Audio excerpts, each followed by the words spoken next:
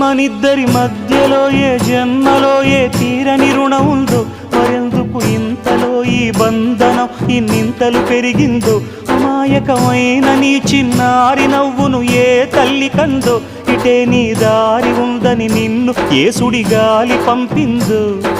పాపం పుణ్యం దేవుడికెరుక, పేదకు దొరికిన బంగారు కణిక, పాలు వెన్నాలేవని అనక ప్రేమను తాగి పెరగవెసిలక. వలేసే పాడు లోకం కంటపడక ఉండు నాయనక, ఇలా నా గుండెలోనే గువ్వల కొలు ఉండిపోయింక. ఇటే పోస్తే ఎమున్నైనా నిలేస్తానే, మరింక ఏ కీడు నీ వంక రాలే.